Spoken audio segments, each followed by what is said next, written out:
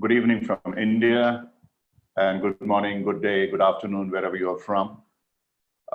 We see that there are people from all over the world, from Rome to Bangalore, Cape Town, Spain, Pune, Brussels, Singapore, Oman, Florida, Virginia, Brussels, pretty much all over the world, quite a few from India and many from other parts of the world. So today we have David with us. This is not the first time that David has been with us on a colloquium. He has spoken before. David is an expert on team coaching. He has worked on supervision. He has worked on systemic coaching, various areas. He's a professor at Oxford Brookes, and he has written, I'm sure now it has crossed 100. It used to be about 99 from what I remember about a couple of years ago. And today, David is going to talk about a subject which is a little different from the normal. It's about politics. I don't want to sort of give you away the clues at this point in time. David will take you through. So, David, over to you.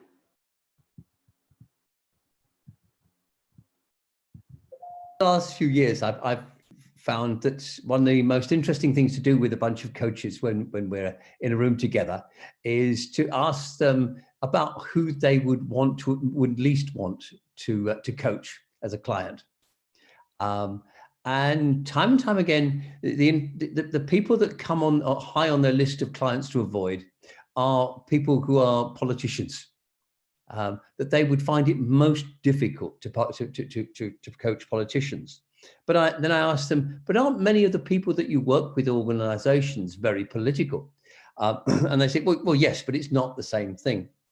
And it's a very interesting dichotomy that we have, that we tend to see politicians and business people as if they were different, and yet they have many similar pressures underneath them. And I think what we're seeing across the world today is a wave of populism that is based upon fear and uncertainty. And I'm going to come back to that in a little while. But what it means is that the idea of the political center is beginning to dissipate. People are going towards the extremes. We see this in the United States with Donald Trump and Bernie Sanders. And not wishing to, on air anyway, take a stance in any way about these. But what seems to have vanished is the moderate middle ground, the rational middle ground, if you like. And this seems to be a factor that people are afraid, confused, and uncertain. And uncertainty, it seems to be the big issue here. When we don't know what's happening, when we have anxiety about the future, we tend to want more positive answers. We gravitate towards leaders who promise us a degree of certainty, but of course it's never there. So what we're doing at the moment is we're beginning the process for a new book, and in this new book we're going to be looking at the politics in organizations and the role of coaches in managing those politics. Now, I wish I had, at this stage, a mass of real answers to give you. What I've got mostly is a bunch of questions. And I'm going to share some of those with you and some of the thinking that we have so far, and invite you to contribute your thoughts as well. So some of the things we're going to be looking at to start with are what is a political dilemma? Do the parental models of politicians differ from other people's, from business people's in particular? Is the small p politics in the top teams of corporations all that different from politics with a big P in government and opposition? If the coach is the power behind the throne, well, if all power corrupts, do coaches become corrupted by association? What role can coaches play in helping politicians and business leaders be self-honest and make more ethical decisions? One of the things that we have that we can explore later in our question and answer, if you like, is the whole role of the ethical coach mentor that we see appearing in organizations in Europe, with the task with helping people in the organization to work through ethical dilemmas. then what lessons and pitfalls are there for coaches in the concept of expediency? And finally, if we have time, we can talk a little about the challenges for supervisors working with coaches whose clients work in a political environment. But I haven't got slides on that today, but it's something that if you feel it's an important issue to discuss, we can certainly bring in. So this is very much an open conversation. So for some reason, I'm not being able to move the slides. Let's move on, see if that works. There we go. So getting some stakes in the ground. The story of coaching actually begins in political leadership. The goddess Athena, the goddess of wisdom, started out. It was the original mentor in the myth, and she worked with Telemachus, the son of Odysseus, and with Odysseus himself, helping them to reflect and learn from their experiences. And this process of coaching, which is about helping you to understand yourself and your inner values and your strengths, your weaknesses, your fears, your aspirations, and helping you to understand the external world, the way that things actually work, the opportunities, the threats, and so forth. And what coaching and mentoring both do is to link those two things together. And so, excuse me, the origins of the kind of dialogue, the learning dialogue that we see in both coaching and mentoring, start with Athene, the goddess of wisdom. Now, this is not the place to get into depth about different definitions of mentoring. Suffice to say that pure mentoring, as it's practiced, particularly in Europe and in many other parts of the world, is not mixed up with sponsorship, but in most of the world. But in the States, it has for some decades been entangled with the incompatible behavior of sponsorship. So when I'm saying mentoring now, I'm meaning real mentoring, which we describe as using your wisdom to help somebody else become wiser in turn. Machiavelli, the prince, when in his book The Prince, it's a book that provides insight into the thinking patterns that leaders need to operate. Now, we might actually find that some of that quite distasteful now, but what he was doing was trying to reflect, how do you actually become more use political thinking to maintain power, but also to maintain virtue. And then along comes Fenelon, the amazing French cleric who was given the task of educating the Dauphin, the son of King Louis XIV, the Sun King. And basically what Fenelon did, he took this real brat and he sat down with him, just as Athena did, and had conversations with him about his behavior and the experiences and the values that he was applying, and gradually turned this young man into a human being, a person worthy of becoming a prince. So this is the historical background to which mentoring and coaching both belong. Coaching much more recently, it's only emerged as a word in 1851, but mentoring for a much longer period. But what's happened as we've seen the whole nature of politics is that coaching and mentoring have become mass movements. They become instruments of social manipulation. Now, that's not necessarily a bad thing. So in many countries, for example, coaching and mentoring have been used to support people leaving jail, to help them to go straight, to get their lives back together. And with considerable, in the circumstances, considerable success. We've also seen the coaching, mentoring, and particularly mentoring used to get people to integrate migrants into countries, into society. One of my favorite programs, most admired programs, is for women from African countries who've contracted AIDS and who have professional qualifications in their own country, which aren't recognized in Canada.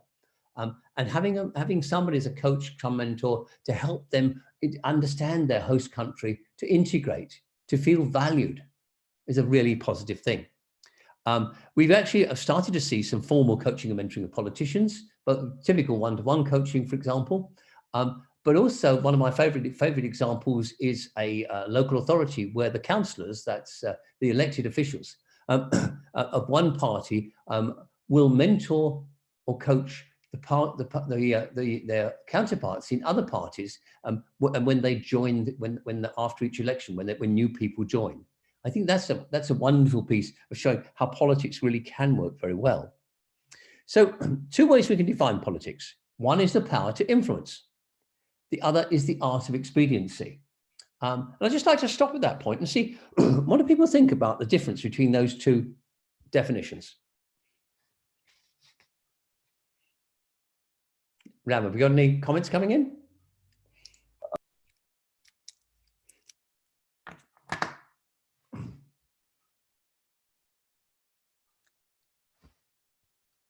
Such. Somebody mentioned a book I love, it's relevant here, The Politics of Hope by Donna Zayong, I'm not quite sure. Yeah, sounds fun. I haven't seen that one. Yeah. And Meenakshi has a question. Could you clarify the art of expediency? Okay. Well, the art of expediency is making decisions around what is on criteria which may not be, which are more about getting things done than what is right.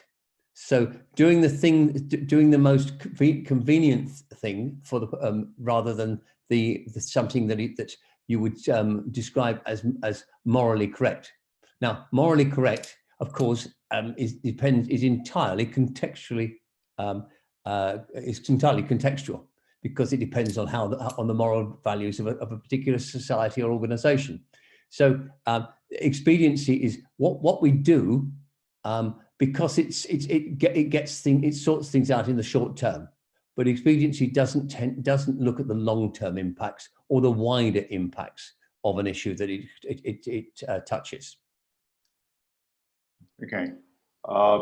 There's a comment saying that one of them, power to influence and art of expediency, one is subtle and the other is overt. The power to influence definition is fine, but today we have bought influence within quotes rather than dialogic persuasion. The power to influence, the power to influence, help the coaches influence himself or herself is one of the things many of us as coaches do we not? These are some of the comments which are coming up. Brilliant. Well, we'll dig into some of these, and we'll have a lot more opportunity to comment too. But of course, the assumption is the power to influence is always positive, but of course it's not. It can be the power to influence for ill, as well as for good. And expediency may, in some cases, be exactly the right thing to do, as in the case of, for example, triage. Where doctors have to make the expedient decision about which patients to treat in a crisis. So the nuances of this are very subtle. So by and large, politics, in the sense of national politics or local politics, is driven mainly by expediency and short-term thinking. It's been described as a means for the organized few to control the disorganized masses.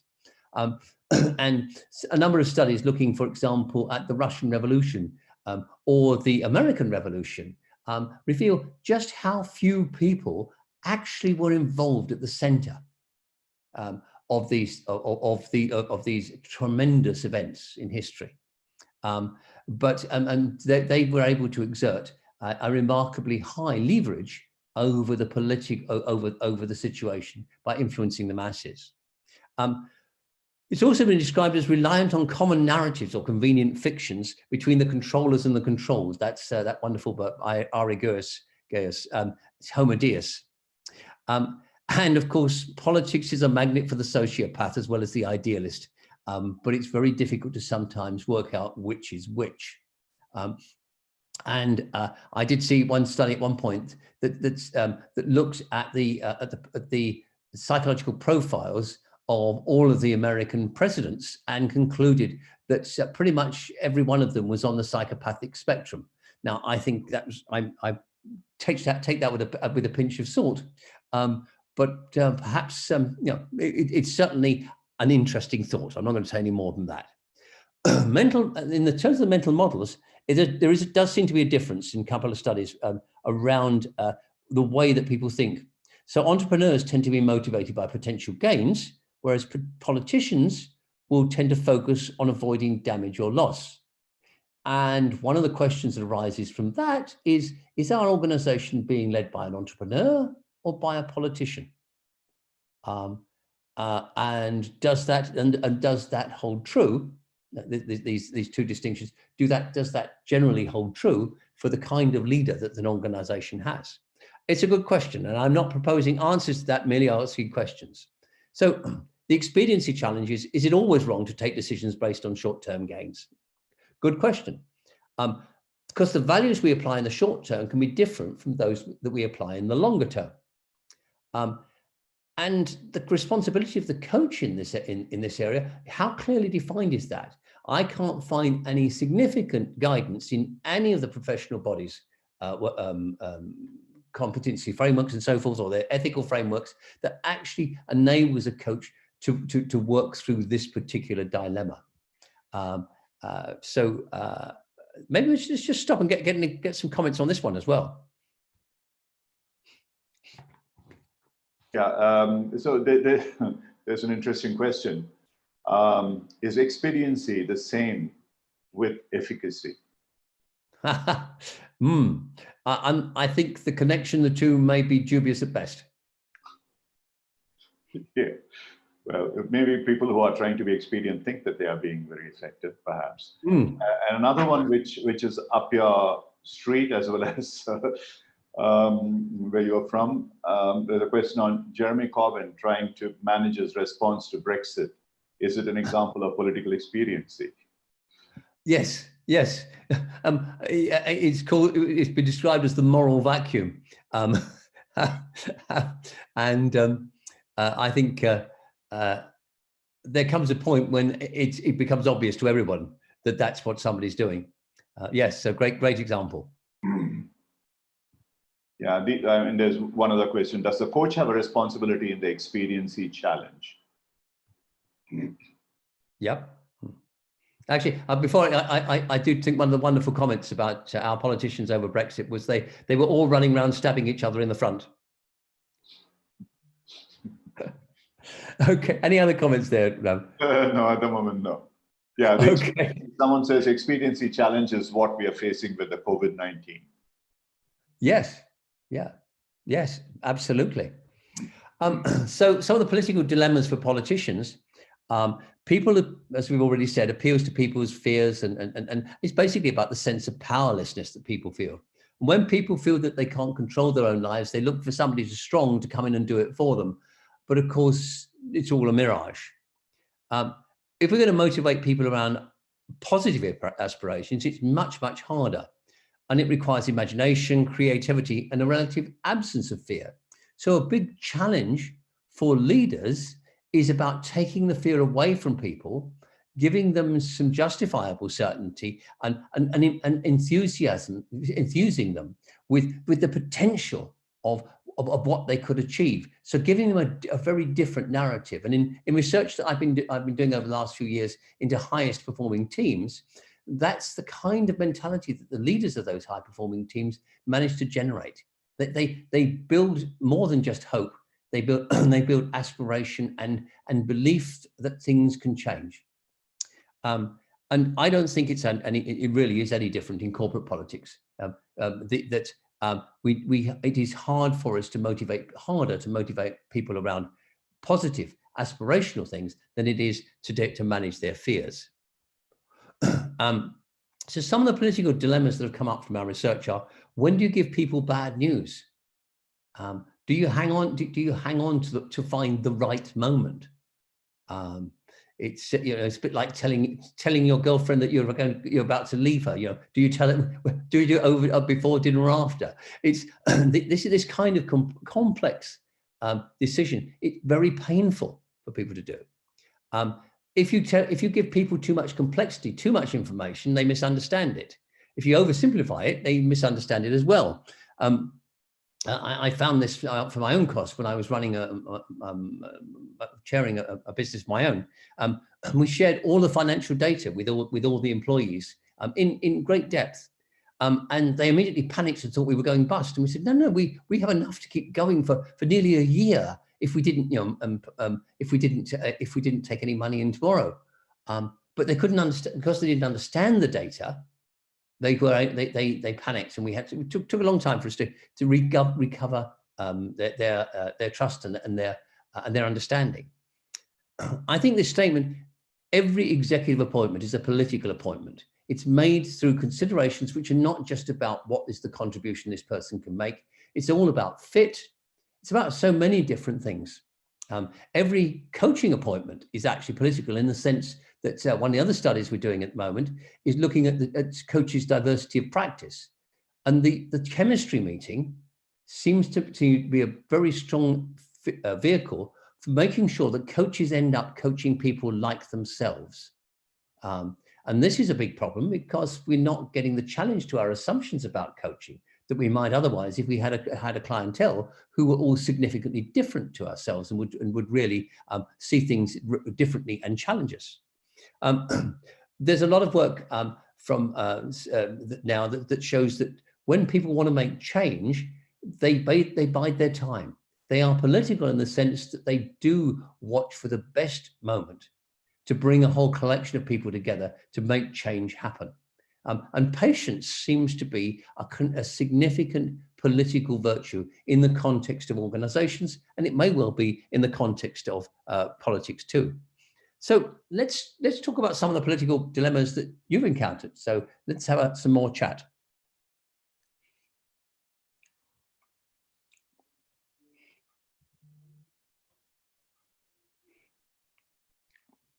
What have we got coming in, Ram? Yeah. As soon as some questions specifically with respect to the question that you've asked, will let you know what political dilemmas have you encountered with leaders. I mean, my own experiences, it's always a political dilemma, isn't it? It's with more than one person, there is always what you might call the politics, which is about different points of view, and how do you manage those different points of views, and who do you encourage, who do you discourage. So everything blown up into a larger population becomes politics. When it's kept within the company, it might still be probably not so political, I guess. Yes. I think it's interesting that people from below tend to see more politics than people from above. Yep. Because they're affected by it all. Absolutely. Yeah, some of the questions that are coming up is, the dilemmas. Should I include others in decision making, or offer clarity by making decisions myself? Yeah. Leaders expect to work the system to move ahead. Yeah. So this is about personal rather than or an organizational value. Yes. Benefit. Yeah. And the political dilemma that I tend to coach on is ineffective communication skills. Another person says it relates to whose voice do you listen to? Yes. So one of the exercises I often do with leaders is get them to map their stakeholders, and then map those stakeholders against the power of the voice. Who do you listen to most? And what does that mean for the ones who feel that they are not being listened to? Yeah. And a comment, I have faced challenges where the leader believed that he was the best problem solver around, big blind spot. And as an internal coach and consultant, I ran the risk of being fired over speaking truth to power. Absolutely. Yes. It's not unusual for the biggest problem a team has to be its leader. Yeah. And as a coach, do we choose to say that? That's the moment of truth for us. Yeah. So I mean, we may not be as blunt as that, but sometimes that's what's needed as a coach. I do have an example of this a little while ago, and I'll share it. But please excuse the expletive in the middle. An executive on the chemistry meeting. The guy was clearly avoiding everything. It was like he was just deflecting all the questions, and it was clear he wasn't engaging with the process. And in some interviews I'd done beforehand, we talked to some of the team, and it was quite clear this guy was a total bully, and at times irrational, had rages and so forth. And so in the end, I asked him the question: to what extent does it worry or concern you that the people around you think you're a complete shit, if you pardon the French? And the guy is, for the first moment, totally silent. And he thinks about it for nearly half a minute. And then he says, not a lot. At which point, that was the point where it was clear I wasn't going to be able to help him.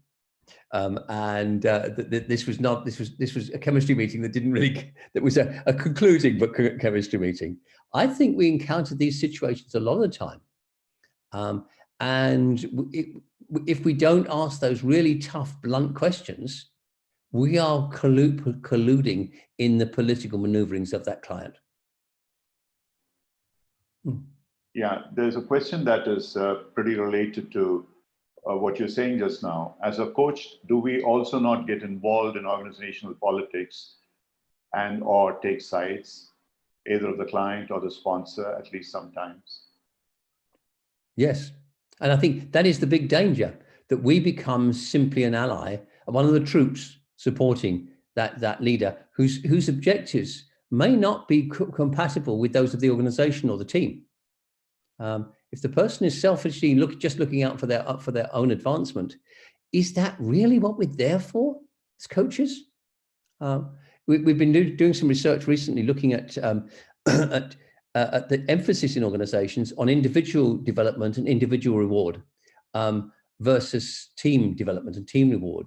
And it's quite clear that in the modern world, we have to move away more and more from individual recognition, reward, and so forth to collective.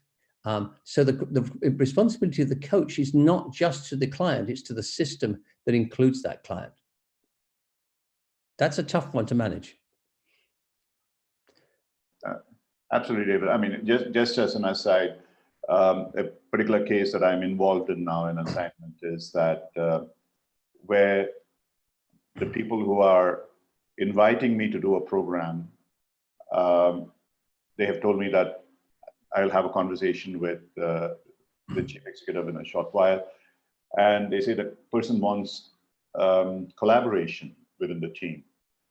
So as we were talking about it, very clearly what came up was that the chief executive himself was not collaborative.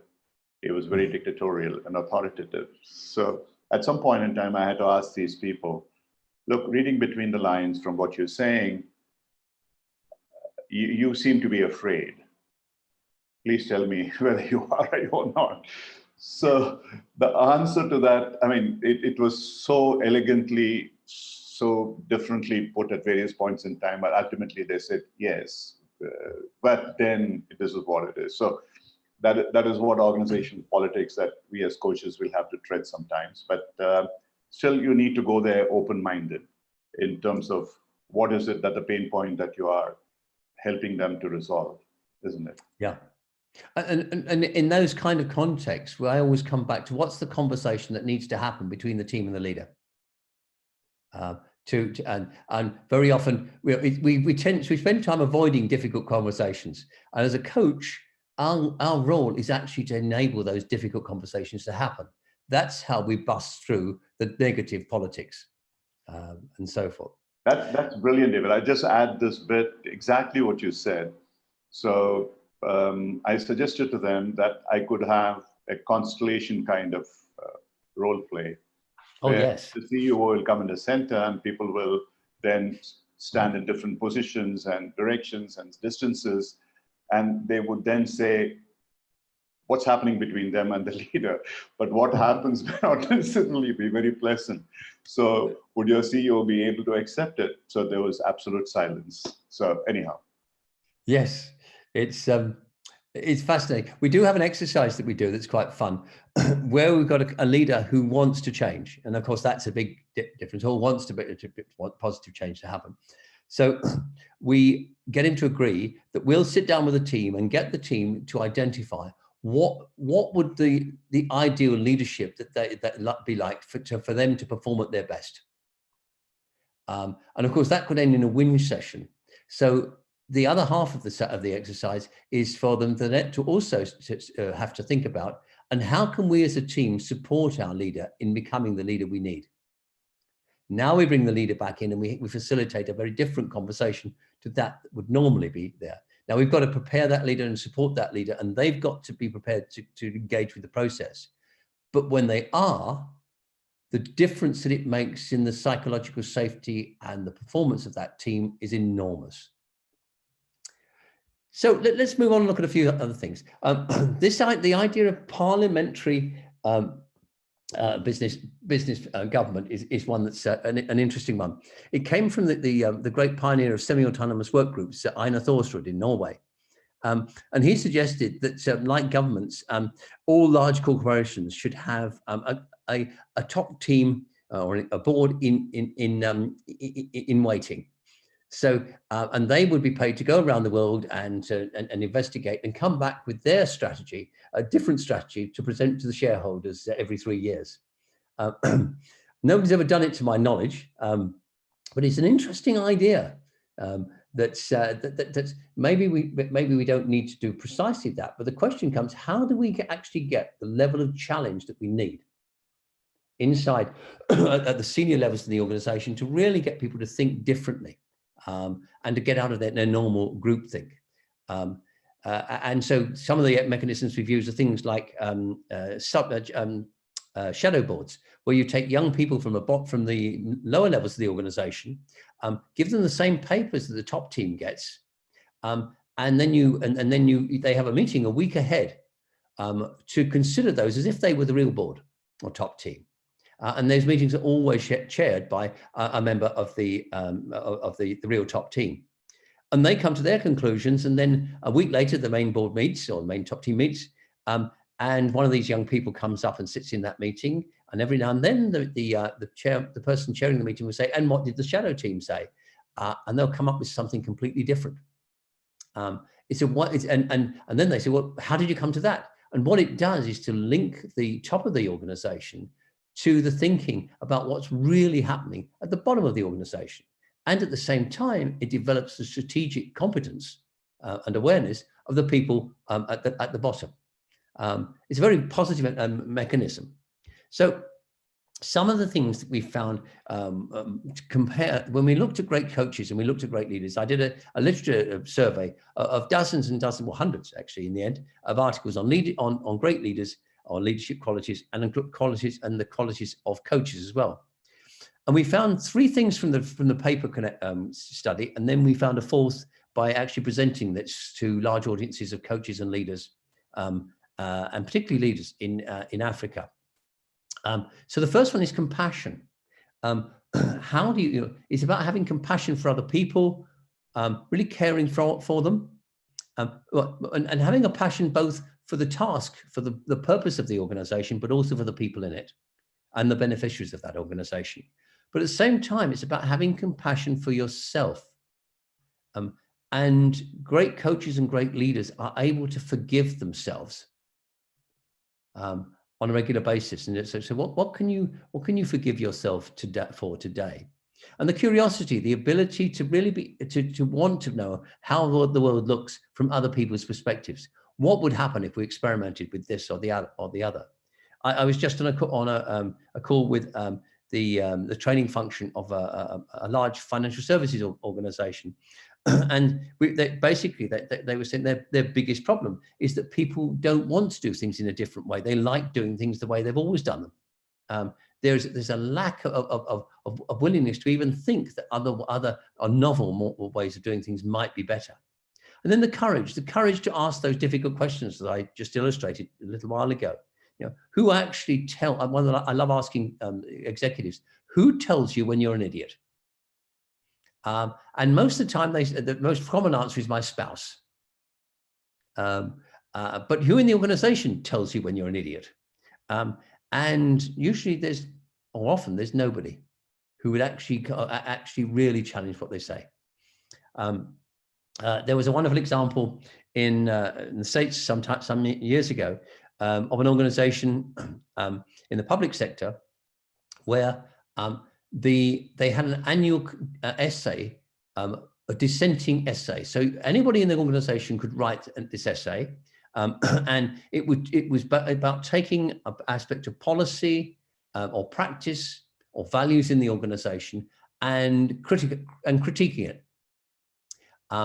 And the essay was marked by not by any of the executives. It was out by some appointed people from outside.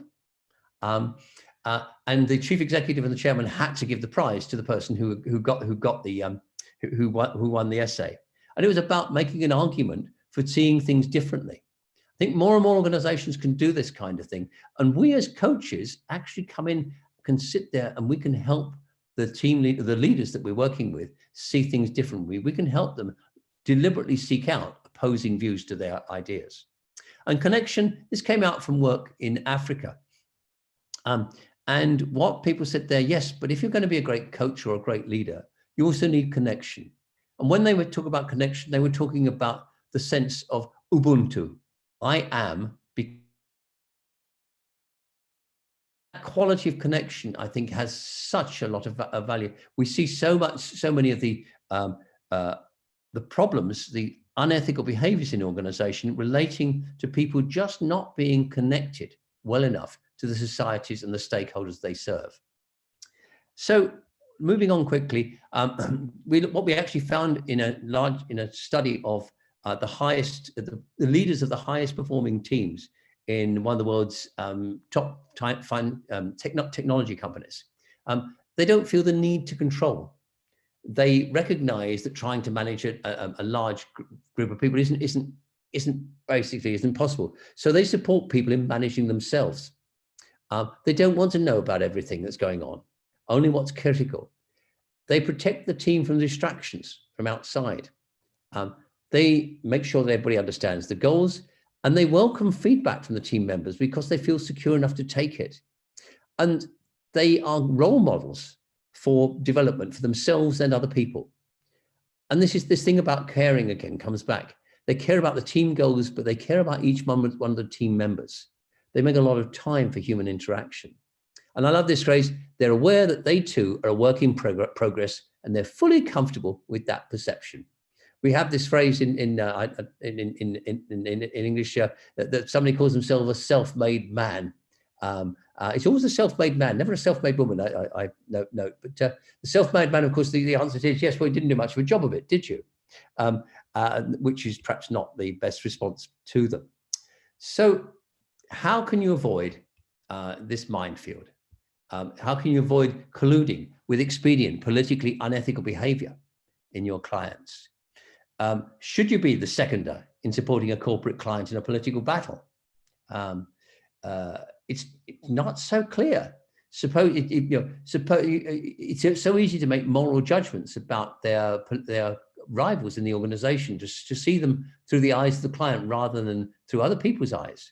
The one exception that I can think of is when the other person in the picture is a sociopath. But who are you to judge whether the other person is genuinely a sociopath, or is this something that's just an interpretation of issues?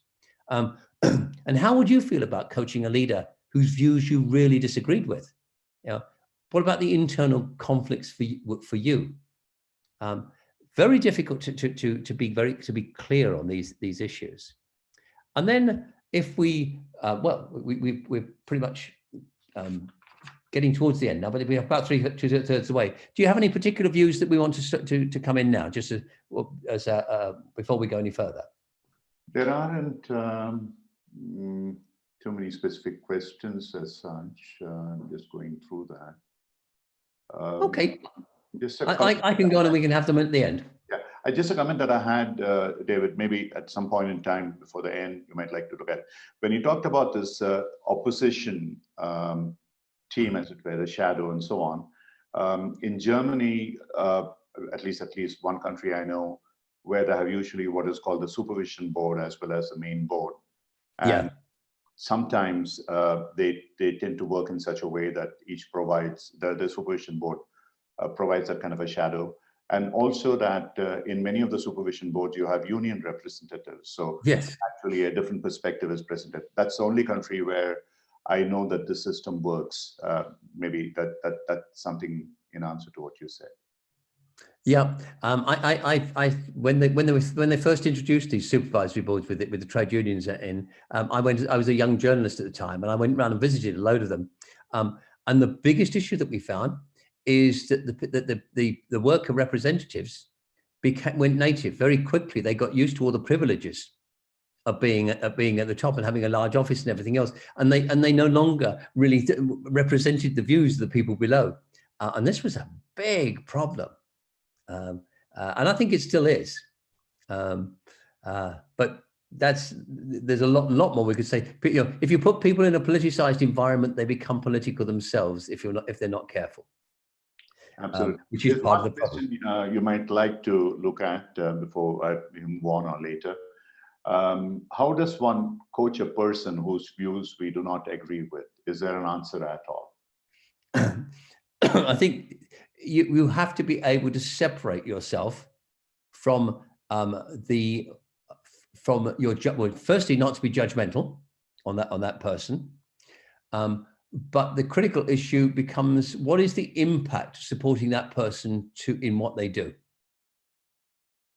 So, for example, one of the conversations we've had a number of times with coaches is, should you work with a tobacco company? On the one hand, you have the value that or many people have the value that this is killing people, and that we should therefore not have anything to do with promoting the tobacco company. On the other hand, we're there to support people, and like a doctor, we can't. It's not appropriate for us to refuse treatment to somebody or somebody. So how do we steer between these very difficult rocks? And the answer for most coaches is, if it's going to be promoting the product, I cannot get involved with it. If it's going to be to help the person grow and become more human, and become a whole human being, then that's appropriate, and that's part of my role as a coach. So it's finding the distinctions. Now, you might say, some people out there listening now will say that's a good distinction. Other people say, no, I don't agree with that. So we have to make a personal choice around these things, and it isn't easy. So I think there's a difference between being political and being politically aware or politically adept. Leaders need political awareness in order to get things done. But what they need to do is, at the same time, act with integrity. So we talk about thinking politically, acting with integrity. And I think that's quite a useful way of describing it.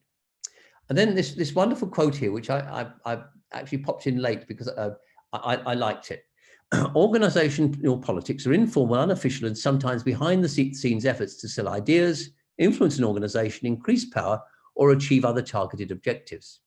Neither good or bad, the two conditions that determine whether those politics become constructive or destructive depend on whether the targeted objectives are for the company's interest or only for self-interest, and whether the influence efforts used to achieve those objectives have integrity or not. And this aligns very well with research that we did into leadership qualities some years ago, where we found who is talented in an organization. And one of the big distinctions that we were able to make around leadership talent was whether the person was ambitious for a cause or whether the person was ambitious for themselves. And the latter tended out to tended to be less talented in real terms than the former. So some fascinating ways of thinking about it. Some of the things that make that are helpful in corporations in political awareness. There's a whole list here. What can we do with our current resources and in the current climate? What rules do we have to adhere to strictly, and which ones can we work around, and in what circumstances? What are our prevailing attitudes and myths? How do we make decisions, formally and informally? What kinds of experience have the greatest credibility in terms of being listened to, and in helping people, looking at people as being promotable? Which networks within the organization have the most influence and the least? What behaviors attract positive and negative comment? How does the organization react to and deal with mistakes? A common one is, do people get jumped on for making mistakes, or is it treated as a learning experience? What are the issues that top management doesn't like to talk about? How do you gain access to decision makers and budget holders? Is that access limited to people who are privileged, or does anybody have access to them? So also, I think it's worth reviewing, how does a leader connect or reconnect with their authentic self? And these are some of the things that coaches can do. Get them to talk about how they describe their personal values, or this is you as a coach, rather. Firstly, starting with your values, your personal values, and how they contribute to your identity as a coach. And then for both the coach and the leader, when do I most live up to my values and my aspired identity? When do I least live up to those values and my aspired identity? And how do I calibrate how authentic I'm being? These are powerful questions for both coaches and leaders. And then if you want to develop authenticity, well, here's some things to do. Get a clearer understanding of yourself. Who are you? What is your evolving life story? Who's the person that you aspire to become?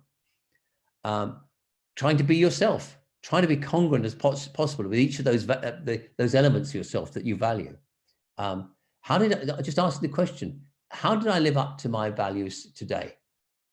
And then being honest in the way we manage ourselves. So recognizing when we don't live up to our ideal self. Everybody's got a built-in moral equilibrium, which allows us to sort of control how good we feel about ourselves. And we all like to feel that we're a good person. 80% of prisoners in jail think they're more ethical than average. So we all convince ourselves that we're all being authentic and honest, even when we're not. So reflecting on what causes you to behave more or less like your ideal self. What are the triggers for you? Listening to other people, how they see you and your behavior. And this last one again, the compassion, being appropriately forgiving yourself, because nobody's ever lives up to their ideal of their ideal self. So if we're going to manage politics, here's a couple of slides full of questions that will be useful that we can use as coaches. Who are the key players in the situation? What are their overt and covert motivations? What will make them consider you or your team as a key part of their strategy? What resources and skills do you have that they'll find useful in achieving their objectives? What have you done, or what could you do to make them aware of you or your team as a politically strategic resource? What are the core values that you really need to uphold regardless of pressures from others? How can you establish boundaries around those values without creating enemies? What resources do you have, and what can you do to get advance warning of politically motivated change? And a few more to round off with. What resources can you muster to block damaging politically motivated change? When would be the best time to have those resources in place, and when would be too late? How much is in credit is your favor bank? How clear are you about the intent or purpose of your boss, your boss's boss, key colleagues who are working with you? How can you ensure that you're aware of the undercurrents in the organization, the unofficial conversations and shifts in thinking? What principles will you not let go of? And who are your champions and supporters, and how are you keeping them motivated to support you? These are all political questions, but they are also, I believe, questions which are appropriate for an authentic leader to ask on a regular basis. So over to you. Let's see what you think and feel. Yeah, a couple of questions out here. And also, A general comment when you talked about various things that we need to look at ourselves, being honest with ourselves, and so on. Much of it, you are one of the founders of EMCC, so understanding self is a core competency that EMCC Indeed. defined, which now ICF has introduced as the coaching mindset as a second competency in the new format. And I think it makes a huge difference. And like somebody pointed out, the importance of supervision, the reflective element of supervision. And absolutely. I think also a lot of systemic approach in terms of when we are working with organization, the best way to manage that is to take a much larger systemic view along with incorporation of understanding self and as well as supervision. So one of the questions that you might like to look at is about, can you elaborate on political thinking is one. Another person has asked, there was, please elaborate on being appropriately forgiving of yourself. These are two questions specifically being asked. Okay, well, let's start with the last one, the being appropriately forgiving of yourself. I think we all tend to listen to our internal critic a lot more than we really need to. That inner voice that tells us how useful or how bad we are. And if we listen to it too much, it can stop us acting, and also it can have the negative effect that we don't believe we can bring about changing ourselves or other people. Because if we can't change ourselves, how can we help other people to change? And one of the things that we do, I like to do with people that I'm coaching, is bring out that negative self, the critical friend, as if they were a critical friend rather than they're just an inner critic. To treat them as a friend, to personify them, so that we give them a name. I call mine Percy. We put a pillow in it or something, pushing in a chair opposite us, and we address them as if they were a real person, and we have a conversation with them about issues. And very often those issues are about, how do I remain authentic, for example. And we listen to what our negative self, a critical self, has got to say. And then at the end, we make a point of thanking them. And that thanking them is really important. So thank you very much. I've listened to that, but actually, I don't think I'm going to go along with your advice.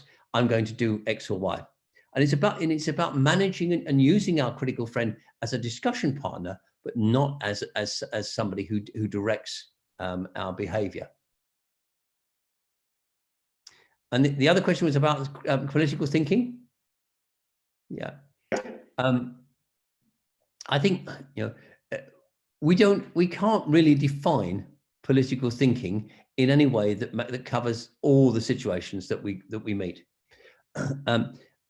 The easiest way that I can come to it is political thinking is recognizing that every decision has in an organization has some elements of political thinking within it. So we are making choices based upon relationships, for example. When we choose one supplier over another, if they've got equal products and equal pricing, we go with the client that we know more, most likely, or that we like most, or who's related to us, or whatever. But there are factors that come into it which are not simply about a clear decision on the facts, whatever the facts are. And we even manage to distort the facts too. So I think having clear ideas about how we make decisions and what values we want to apply, the more that we do that, the less negatively political we're going to be. David, just a question on that. Generally, for most people, if on the one hand, if an organization can be transparent, open, equal, democratic, circular, all that kind of stuff, and people usually associate being political as being in opposition to that. In my experience, that's not necessarily true. An organization can be very open, transparent, democratic, all that, invite feedback, but it's still, in terms of internal behavior, there is always some undercurrents of politics, if it were. Absolutely. I don't think we can't escape politics. I mean, a practical example.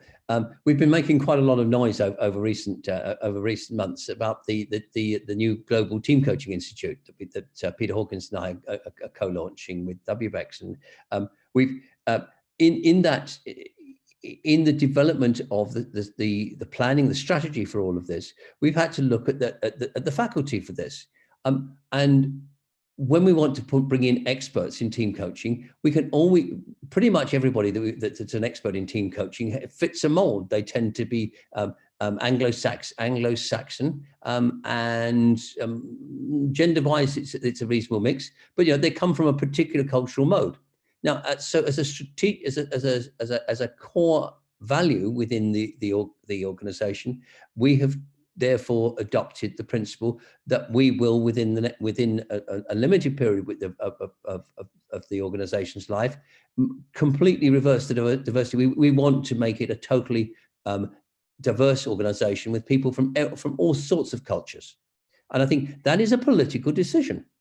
We're doing it. It's a value that we have adopted, that we see is important, that we all believe in, but we've made a political decision to prioritize the development of non-white faculty, and I think that for me, it feels very, very comfortable with that. But it is a political decision. It's very interesting, David. Now I understand why they reached out to me. I have a different color.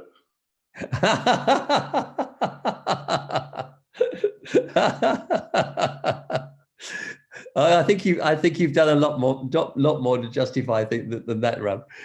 You've put together this wonderful network and of people, and made your mark on the profession brilliantly. I have a couple of minutes, David, probably another 3 minutes before we close. I mean, is there like a brief case study or something that would probably illustrate very well, like we were saying? One is, of course, like this WBEX, but even in companies that you've worked with, where politics perhaps was used for a good purpose. That's a good question. Perhaps something a little bit more complicated than that. I think perhaps to illustrate the complexity of a political dilemma. If we go back quite a few years now to the times of apartheid in South Africa, and Barclays Bank being put under a lot of pressure to close down all its branches in the country, and banks don't tend to have a great reputation for making good moral judgments, and Barclays got a lot of flack for not closing its branches down for quite some time, until they were forced to in the end. But in the conversations that I had with leaders of the bank at that time, I was deeply impressed by the moral argument that they were making for staying open, for staying in the country. And what they said was something along the line, these lines. They said, look, we employ so many 20,000 people in the country. I don't know what the figure was. Every one of those people is, on average, is the breadwinner for 20 other people. So we're going to put, if we actually put all those people out of work, we will be pushing 400,000 people into poverty. Well, the figures are not right, but the principle is there. We do not believe that we can, that's doing that is an appropriate, humane, and moral action. Now, and this was not just flim flam. This was a real feeling amongst the people, the people in the executive making those decisions at that time. Now, whether or not one agreed with that stance, and clearly lots of people did not, the fact that it had been thought through with that such a difficult decision had been thought through and argued through with consultation with all sorts of people who would have an opinion about it, meant that seems to me to be a great example of positive politics at work in an organization. Now, as I say, we don't necessarily have to agree with the decision an organization makes, but the fact that they have been authentically weighing up competing values and coming down with a decision based upon a moral choice. I think that's what we need to see a lot more of in organizations, but we don't see a lot of it. Thank you. We are pretty much on the mountain. Thank you so much. Yeah, hi, David. I'm back. Can I have a request to people in there? If anybody wants to, we're doing this book. If anybody would like to help us in our research for this, sharing their ethical dilemmas as case studies or whatever, or what they've experienced, or their political dilemmas rather, then please do contact us, and we'd love to be able to incorporate as many people into our research as possible. I will actually post a link to the recording of this session and your slides on our blog later today. So I'll also include the details to contact you on our blog, so everyone can have an access to it. But yeah, for now, so I put the password for everyone in the chat, but I first want to thank David for this session. I mean, it's so thought-provoking, and it's not what I thought it was going to be, and I saw the slides early. And for me, what was coming up a lot was just ghosts of companies past, and CEOs that I've worked with, and the company values that the different employers that have stayed with me. And it's super interesting how politics kind of influences the world around us. Absolutely.